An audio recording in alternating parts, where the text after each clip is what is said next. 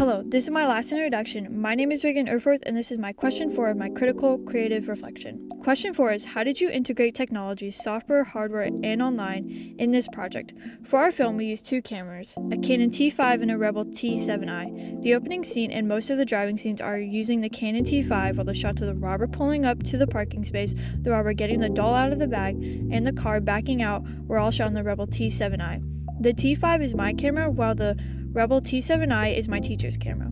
We used a gimbal for the first time in our film, and the scenes where the car drives into the parking space and where the car drives out of it, a gimbal is used. It may not be the best work, but it was our first time using it, and it is better than the original shots we had, which were really shaky. We also used a tripod for one shot, and that was for the transition in between day and night. We didn't record any Foley sound. The crickets in the background, which was the shot where it transitions from day to night, was actually what it sounded like outside. I know some other shots where it is night outside, there really isn't any cricket noise, but that is just because we filmed on 2 different dates. Most of the background music that is used and the creepy girl laugh is off YouTube. It took me about 3 days to find most of the background music. Originally, I was looking on royalty-free websites for the background music, but most of them did not have the music that I was looking for our film. Because everything is blocked at school, I had to go to YouTube at home and look there for the music. I found the background music for the opening chase scene, the car driving to the parking lot, and the title scene on YouTube. The creepy doll laugh I managed to find at school and had my teacher convert it into an MP3 for me. I can't remember if the music for the scene of the doll in the rearview mirror was from YouTube or a royalty-free website. The production intro was made by Shayla. Before we even began making the script for our film, we all knew that Shayla was going to make the production logo and intro. She has experience with animating and knows how to use After Effects better than any of us.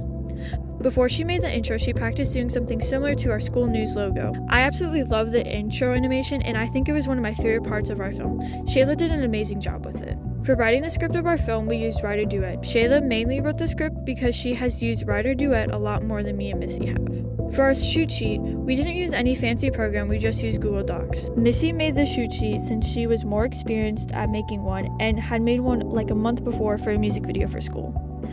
As for me, I did most of the editing for the film on Adobe's Premiere Pro. Editing this film was actual hell. I have experience with using Premiere Pro because for one of my classes, I use it for almost every assignment. But just because I have experience with Premiere Pro doesn't mean it went smooth sailing. Half the time I was fighting with my computer to get Premiere Pro to work. Premiere Pro was very glitchy when I was editing.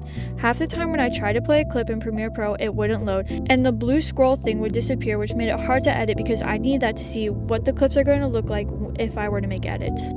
Usually when this happened, I had to close out the program and open it back up, which takes forever on school computers. Another issue I ran into while editing was coloring. The screen on my computer I was using was messed up. It made the lighting on everything look a lot darker than it was, and the clips look a lot more desaturated than they were. This made it difficult to get the coloring of the film to look right. Although there were issues, I did learn something new.